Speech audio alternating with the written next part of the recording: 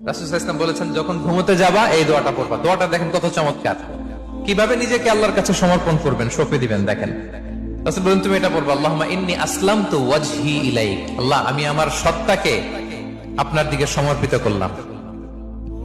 ওয়া ফাওয়াদতু আমরি ইলাইক। আল্লাহ, আমি আমার সব কাজকে আপনার কাছে সুপর্দ করলাম।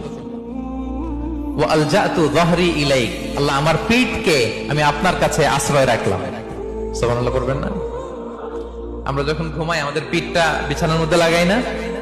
আল্লাহ, আমার সত্তাকে আপনার কাছে আমি সমর্পিত করলাম। আল্লাহ, আমার সব কাজকে আপনার কাছে আমি সঁপে দিলাম। আল্লাহ, আমার পিঠটাকে আপনার কাছে আমি আমানত রাখলাম। লা মালজা ওয়ালা মানজা মিনকা ইল্লা ইলাইক। আল্লাহ, আপনি ছাড়া আশ্রয় দেওয়ার কেউ নাই।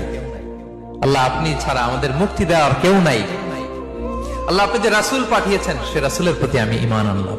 আল্লাহ, যে কিতাব আপনি আসমান থেকে পাঠিয়েছেন ওই কিতাবের উপর আমি ঈমান আনলাম। সুবহানাল্লাহ পড়েন। বিশেষ